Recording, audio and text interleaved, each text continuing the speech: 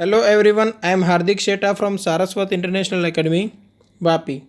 આજે આપણે ધોરણ 12 વિષય ભૌતિક વિજ્ઞાન ચેપ્ટર નંબર 1ની સ્પર્ધાત્મક પરીક્ષાઓની તૈયારી આગળ વધારીએ. તો આપણે લાસ્ટ લેક્ચરમાં અમુક ક્વેશ્ચન્સનું સોલ્યુશન જોયું. હજુ પણ અમુક ક્વેશ્ચનનું આપણે સોલ્યુશન જોવાનું બાકી છે કે જે આપણે ભણેલા કન્સેપ્ટને રિલેટેડ હોય. બરાબર.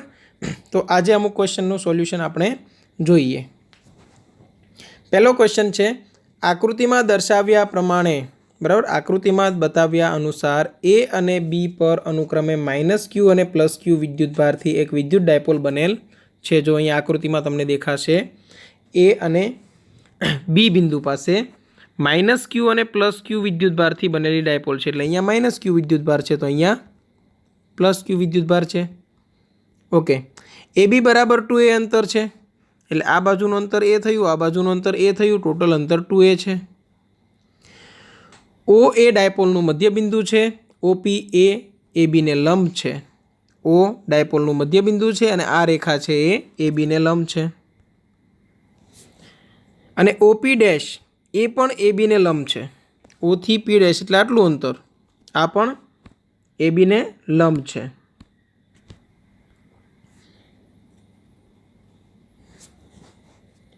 પી બિંદુ આગળ ક્યુ વિદ્યુતભાર છે જ્યાં ઓપી બરાબર વાય અને Y is greater than 2a. Q વિદ્યુતભાર પર સ્થિત વિદ્યુતબળ F લાગે છે. હવે જો ક્યુ વિદ્યુતભાર એ લંબ દ્વિભાજક પર પી ડેશ સુધી ગતિ કરે તો કે જેથી ઓપી ડેશ બરાબર y/3 થાય, તો હવે ક્યુ વિદ્યુતભાર પર લાગતું બળ આશરે કેટલું હશે? તો તમને એક તો અંતર આપી દીધું છે y ગ્રેટર દેન 2a તથા y/3 પણ ગ્રેટર દેન 2a આપેલું છે.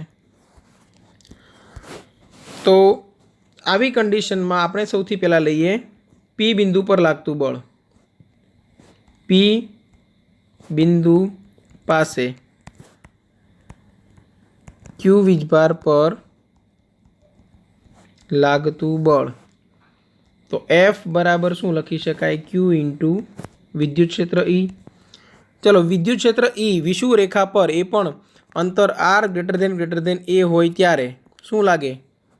વિષુવ રેખા પર સૂત્ર છે વિદ્યુત ક્ષેત્રનું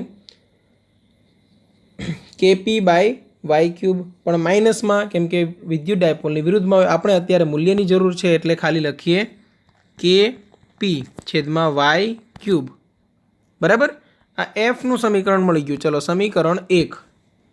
હવે એ જ વિદ્યુતભાર લઈ આવીએ છીએ પી ડેશ પાસે, અને પી ડેશનું અંતર કેટલું છે? y/3. તો પી ડેશ પાસે ક્યુ પર લાગતું વિદ્યુત બળ, તેને નામ આપી દઈએ F dash equal to Q into વિદ્યુત ક્ષેત્રનું નામ આપી દઈએ E ડેશ. તો ક્યુ ઇન્ટુ શું થશે? કેપી વાયની જગ્યાએ શું થઈ જાય? y/3. તેનો ક્યુબ, 3 નો ઘન 27, છેદનો છેદ અંશમાં આવશે એટલે 27ને આપણે બહાર કાઢી લઈએ તો ક્યુ ઇન્ટુ શું થશે? KP/y³. આ આપણને મળી ગયું F ડેશ. માટે તમે લખી શકો F ડેશ બરાબર 27 ઇન્ટુ F. શા માટે? કેમ કે આ વસ્તુ છે એ આપણે આગળના સમીકરણમાં અહીંયા જોયું શું હતું? F હતું, Q ઇન્ટુ KP/y³. ક્લિયર છે? તો આ F ડેશ ઇક્વલ ટુ આપણને મળે છે 27F. ચલો, અહીંયા સુધી ક્લિયર થયું હશે. આ થયું ક્વેશ્ચન 1નું સોલ્યુશન. સાવ ઇઝી દાખલો હતો. વિષુવ રેખા પર બે અલગ અલગ બિંદુએ તમને બળ મેળવવાનું કીધું હતું અને એ બંને બળો વચ્ચેનું રિલેશન કાઢવાનું હતું. ક્લિયર? તો વિષુવ રેખા પર વિદ્યુત ક્ષેત્રનું સૂત્ર જો તમને યાદ હોય તો તમે ઇઝીલી કેલ્ક્યુલેટ કરી શકો. તેમાં પણ એક સરળતા આપેલી હતી કે y ગ્રેટર દેન a આપેલું હતું, એટલે તમે ડાયરેક્ટ સૂત્ર વાપરી દીધું KP/y³. નહીંતર તમારે શું વાપરવું પડે? તો કે -KP/y² + a² કૌંસ ઉપર 3/2. બરાબર. -KP/ આવી રીતે તમારે સૂત્ર વાપરવું પડે. -KP એટલા માટે કેમ કે ડાયપોલ મોમેન્ટની વિરુદ્ધ દિશામાં છે વિદ્યુત ક્ષેત્ર, છેદમાં y² + a² કૌંસ ઉપર તમારે શું કરવું પડે? 3/2. અત્યારે આપણને y > a આપેલું છે એટલે આને અવગણેલું છે, એટલે ખાલી સૂત્ર શું બચ્યું? -kp / y³ અને -p કેપ. આ -p કેપ એ દિશા દર્શાવે છે એટલે આપણે આટલું ગણેલું નથી. ચલો હવે આવીએ બીજા ક્વેશ્ચન પર. ક્વેશ્ચન છે એ અંતરે રહેલા બે વિદ્યુત ભારો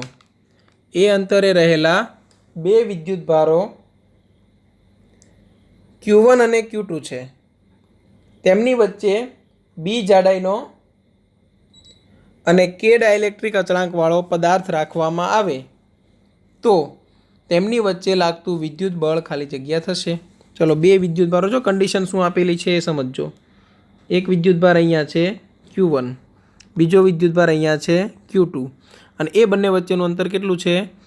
તો કે એ અંતરે રહેલા બે વિદ્યુત ભાર કીધેલા છે એટલે આ અંતર છે કેટલું? A.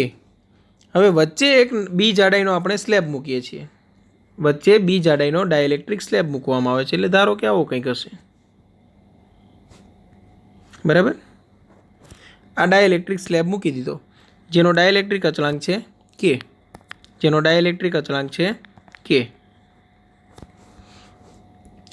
હવે આ કુલ અંતર આપણને આપેલું હતું A. બરાબર, કુલ અંતર છે A, પણ આ B જાડાઈનો જે સ્લેબ છે એટલે આ જાડાઈ થઈ ગઈ B. ક્લિયર? હવે બળમાં શું ફેરફાર થશે તે આપણે જોવાનું છે. નોર્મલ તો બે વચ્ચે અંતર A હોય તો આપણે એમ કહી દઈએ કે Q1 Q2/a². બરાબર, અત્યારે તમને હું પહેલાં યાદ રખાવી દઉં, સમજજો, અને પછી આપણે એ વસ્તુ સમજીએ કે શા માટે આવું જ આવે છે. બરાબર, તો હું F બરાબર તમને યાદ રખાવી દઉં કે તમારે આ ટાઈપની કન્ડિશનમાં લખવાનું છે.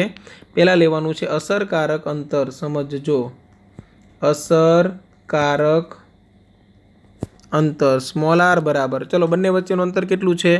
A. તેમાંથી આ B જાડાઈનો સ્લેબ છે એ બાદ કરી દો અને જે ખરેખર અંતર આવે તે તમે ત્યાં એડ કરી દો એટલે કે B√K. આ આખું થયું અસરકારક અંતર. કઈ રીતે આવે છે એનો કન્સેપ્ટ પણ સમજજો. ધારો કે તમને કહેવામાં આવે કે આ A બિંદુથી તમારે જવાનું છે B બિંદુ, અહીંથી લઈને અહીંયા સુધીનું કુલ અંતર છે 100 મીટર.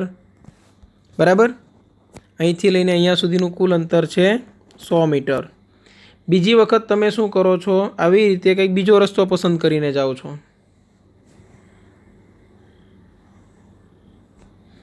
અને A થી B પહોંચો છો. હવે ખબર છે તે રીતે આખું અંતર કેટલું હતું? 100 મીટર.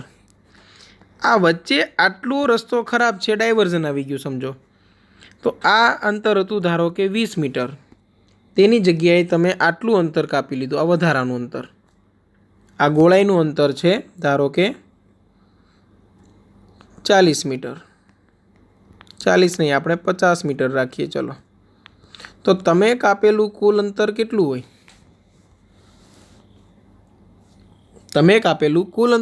હોય? તો કે આ 100 અંતર કાપવાનું હતું. તેમાંથી તમે 20 નથી કાપ્યું તે બાદ કરી દો અને જે ખરેખર કાપેલું છે તે એડ કરી દો. સમજ પડી? આ નથી કાપેલું તે અંતર છે અને આ ખરેખર કાપેલું તે અંતર છે. તો અસરકારક અંતર શું થયું? તો કે 100 - 20 + 50. સેમ એવી રીતે અત્યારે વિદ્યુત ક્ષેત્ર છે એ અહીંયા કંઈક અલગ છે, અહીંયા કંઈક અલગ છે અને અહીંયા કંઈક અલગ છે. બરાબર, વિદ્યુત ક્ષેત્રનું મૂલ્ય અલગ છે. ડાઇલેક્ટ્રિક અચળાંકવાળા માધ્યમમાં આમ પણ બળનું મૂલ્ય ઘટે છે Fm = F/K થી. બરાબર, તો તમારે યાદ રાખવા માટે ખાલી અત્યારે એટલું યાદ રાખવાનું છે કે કુલ અંતર હતું એ, તેમાંથી આપણે નથી જોઈતું એ અંતર કયું છે? B, કેમ કે એ હવાનું અંતર નથી, આપણે લઈએ છીએ હવામાં અંતર. બરાબર, હવા પ્રમાણે અંતર ગણવું હોય તો Bની જગ્યાએ વાપરવું પડે B√K. તો જે નથી જોઈતું તે બાદ કરી દો, જે જોઈએ છે, જે ખરેખર છે તે એડ કરી દો. ક્લિયર? હવે સિમ્પલ, આ બધું તો ખાલી સમજવા માટે હતું. હવે સિમ્પલ વિચારો, બળ શું લઈશું?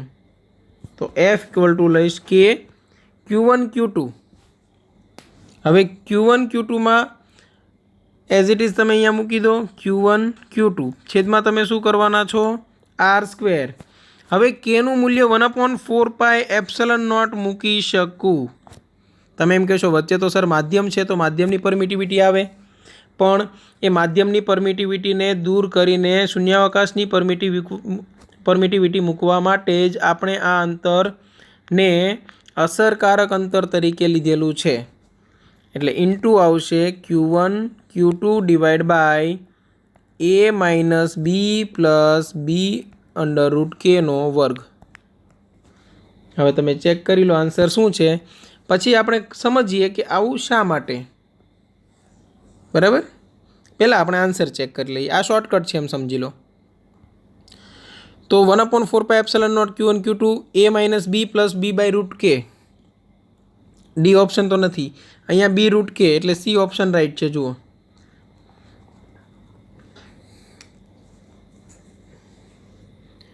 ચલો આટલું ક્લિયર છે.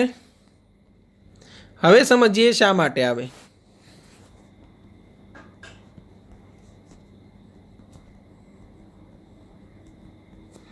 તો પહેલાં આપણે એક કામ કરીએ. પહેલાં કિસ્સો 1, બરાબર, બે વીજભારો વચ્ચે કે ડાયઇલેક્ટ્રિક અચળાંકવાળું માધ્યમ, અને એ પણ આપણે સંપૂર્ણ મૂકી દીધેલું છે. એટલે કે એક વિદ્યુતભાર છે આ Q1, બીજો વિદ્યુતભાર છે આ Q2, અને ડાયઇલેક્ટ્રિક અચળાંકવાળું માધ્યમ આપણે આવી રીતે મૂકી દીધું. ચલો,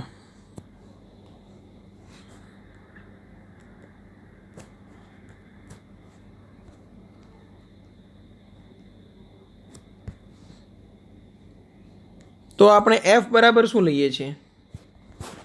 F ઇક્વલ ટુ આપણે લઈએ છીએ આવી રીતે, માધ્યમમાં લાગતું બળ એ શૂન્યાવકાશમાં લાગતા બળ કરતાં કેમાં ભાગનું હોય. લઈએ ને?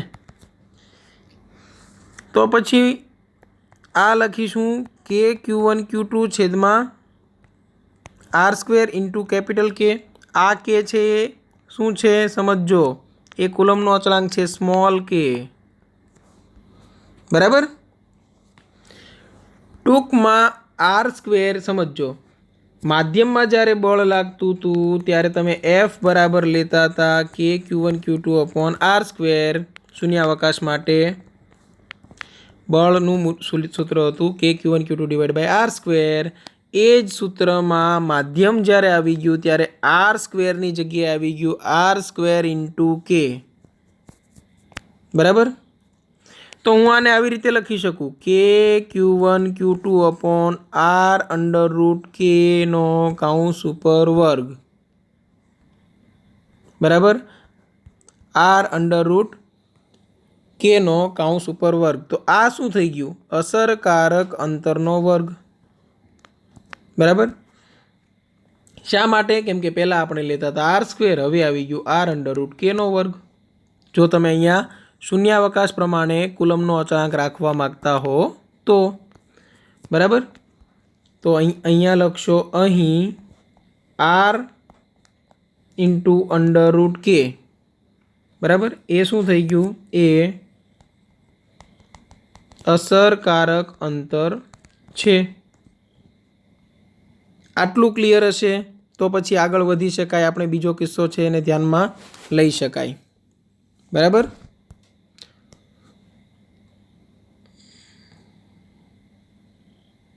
તો આ ક્વેશ્ચનને આપણે થોડો નીચે ખસેડી દઈએ અને આપણું જે એક્સપ્લેનેશન છે એ આગળ વધારીએ. ચલો, હવે આપણે બીજો કિસ્સો લઈએ. હવે બીજા કિસ્સામાં આપણે અંશતઃ મૂકીશું. અંશતઃ માધ્યમ એટલે કે કોઈ આપણે સ્લેબ મૂકી દીધો છે તેવા કિસ્સામાં. એટલે કે આપણો જે ક્વેશ્ચન હતો ખરેખર એ કિસ્સો. સપોઝ આ Q1 છે, આ Q2 છે, બંને વચ્ચે હવે માધ્યમ મૂક્યું છે આપણે આપણા કિસ્સા પ્રમાણે, એટલે આ રીતે મૂકેલું છે. બરાબર, તો આને આપણે ગમે ત્યાં ખસેડી શકીએ, કેમ કે એ ડાયલેક્ટ્રિકના સ્થાન પર આધારિત નથી. તો હું અહીંયા લઈ લઉં, સમજવામાં ઇઝી પડે એટલે. આ આખું અંતર શું હતું? એ. અને આ શું છે? બી. આખું અંતર હતું એ અને સ્લેબની જાડાઈ છે બી. તો આ બાજુનો ભાગ કયો થયો? એ બાજુના ભાગ માટે તમે અંતર કેટલું લેશો? તો આ તમે લેવાના છો એ માઇનસ બી. તો પછી એફ બરાબર શું લખવાના? તો કે Q1 Q2 બરાબર. સમજો હવે વ્યવસ્થિત. એમાં અંતરનો વર્ગ કરો ત્યાં એ માઇનસ બી. આપણે આ કુલ જોતા જ નથી, હા, કુલ અંતર જોતા જ નથી. આપણે આ અંતર અને આ અંતરનો સરવાળો કરીએ છીએ. તો તમે કહેશો સર એ માઇનસ બી પ્લસ બી થશે, પણ નહીં, કેમ કે આપણે જોઈ લીધું કે માધ્યમમાં જે અંતર છે તેમાં રૂટ કે ગુણાઈ જાય છે. એટલે કે અત્યારે જે અંતર છે બી, તેમાં અસરકારક અંતર લેશો તો બી અંડર રૂટ કે લેવું પડશે અને પછી વર્ગ આવશે. તો આ થઈ ગયો તમારો આન્સર. તેમાં તમે શું કર્યું છે કે એ માઇનસ બી હતું એ ક્યાં અંતર છે? તો કે હવામાં, એટલે કે શૂન્યાવકાશમાં અંતર. તમે શું કરેલું હતું? શૂન્યાવકાશમાં અંતર લીધેલું. અને આ જે બી અંડર રૂટ કે છે એ કયું છે? તો કે માધ્યમમાં છે, પણ માધ્યમમાં આપણે લીધું છે અસરકારક અંતર. ચલો, આ વાત ખબર પડી હશે તમને, બરાબર. એટલે આ ટાઈપના ક્વેશ્ચનમાં હવે ફરીથી રિપીટ કરું છું, આ રીતે યાદ રાખજો કે તમારે આ ટાઈપનો ક્વેશ્ચન આવે, બે વિદ્યુતભાર વચ્ચે કોઈ ડાયલેક્ટ્રિક માધ્યમ હોય તો તમારે શું કરવાનું છે કે Q1 Q2 અપોન R² જ મૂકવાનું છે. પણ આરમાં તમારે શું કરવાનું છે? એક તો કુલ અંતર, તેમાંથી જાડાઈ બાદ કરી દેવાની અને અસરકારક જાડાઈ ઉમેરી દેવાની. એટલે એમાંથી બી બાદ કરી દેશો અને બી રૂટ કે ઉમેરી દેશો. આ આખું અંતર બની ગયું, તેનો વર્ગ અને ઉપર કે Q1 Q2 લગાડી દો એટલે તમને બળ મળી જશે. ચલો, અહીંયા સુધી ક્લિયર? ઓકે, તો આ બે ક્વેશ્ચનનું સોલ્યુશન થયું. હવે આગળ વધીએ. નેક્સ્ટ ક્વેશ્ચન જોઈએ. 2D અંતરે રહેલા, બરાબર, 2D અંતરે આવેલા બિંદુએ દરેક પર -Q વિદ્યુતભારોને મૂકેલા છે. જુઓ, અહીંયા -Q વિદ્યુતભાર, અહીંયા -Q વિદ્યુતભાર, બરાબર. M દળ અને Q વિદ્યુતભારને બંને -Q વિદ્યુત ક્ષેત્રોને જોડતી રેખાના મધ્ય બિંદુએથી લંબ રૂપે બંને વિદ્યુતભારોને જોડતી રેખાના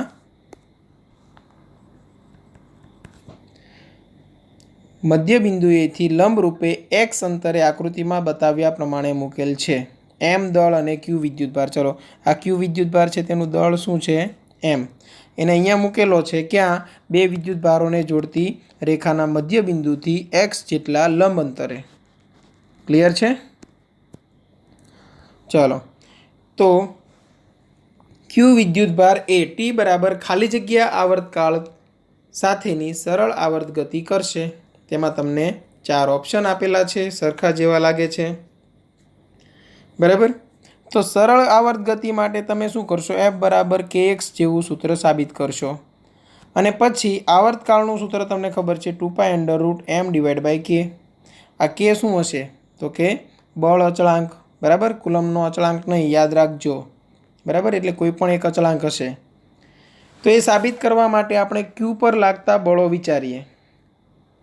તો Q પર લાગતા બળો તમે વિચારો તો -Q વડે બળ લાગશે એ આ દિશામાં લાગશે, બરાબર.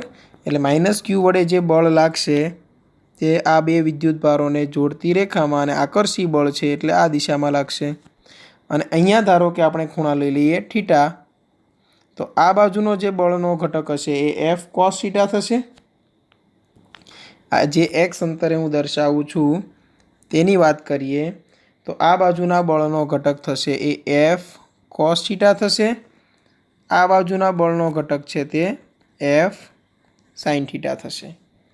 સેમ એવી રીતે એક્ઝેક્ટ એવી જ રીતે તમે આ બાજુના ઘટકો દર્શાવો તો આ બાજુ બળ આવશે પાછું તેટલા જ મૂલ્યનું, એટલે હું લખું છું F. તો તેનો પણ આ બાજુનો ઘટક એક આવશે નીચે તરફ અને એક ઘટક આ બાજુ આવશે.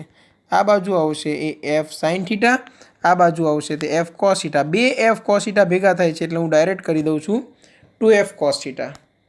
હવે તમે જોઈ શકો કે આ F sin θ અને આ F sin θ પરસ્પર વિરુદ્ધ દિશામાં હોવાથી કેન્સલ થશે અને F cos θ એટલે બે ભેગા થઈને બની જશે 2F cos θ. તો એ વિદ્યુત ભાર પર લાગતું બળ શું છે?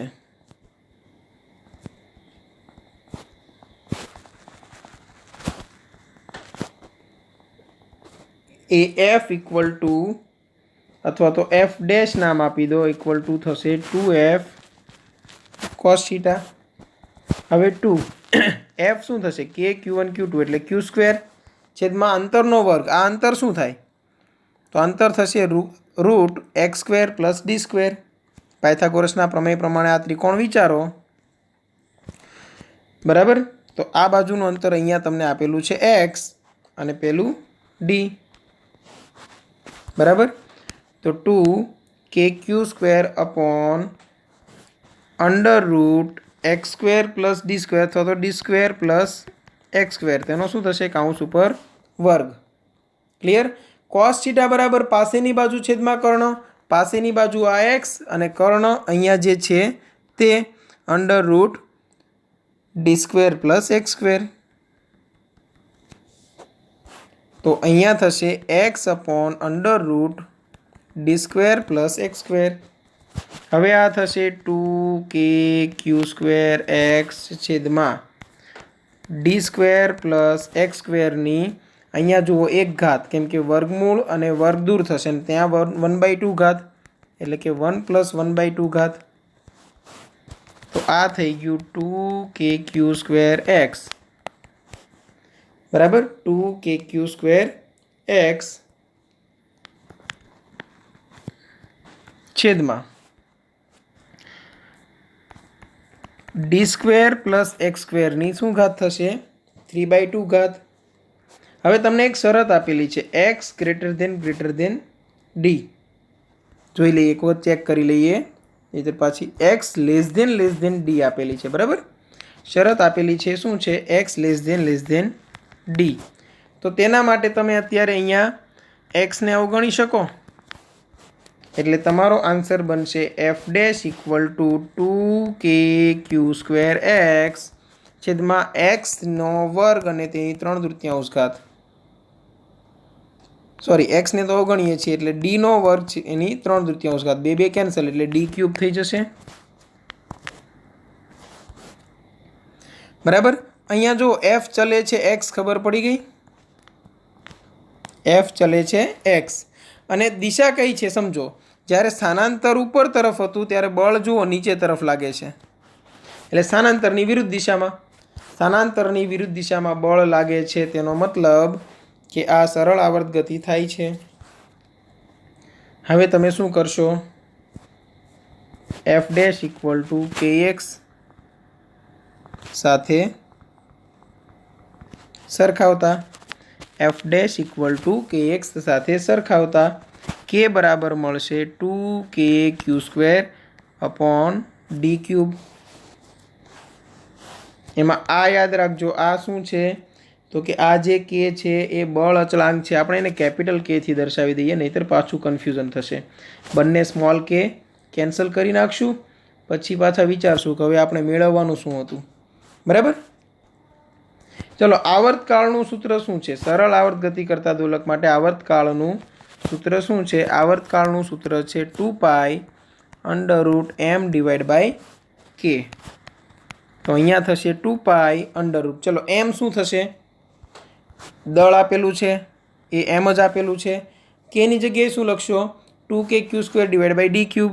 2kq square / d cube. છેદનો છેદ ક્યાં જશે? અંશમાં, એટલે 2π √md ક્યુબ, 2π √md ક્યુબ છેદમાં 2kq². આ શું મળી ગયું છે? આવર્તકાળ. ક્લિયર? તો ઓપ્શનમાં ચેક કરી લઈએ. 2π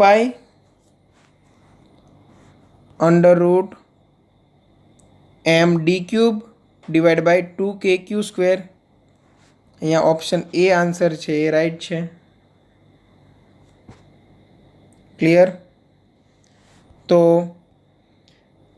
આમાં કરવાનું શું હતું ફરીથી એક વખત જોઈ લો. તો કે -q વિદ્યુતભારો બંને તરફ આપેલા હતા.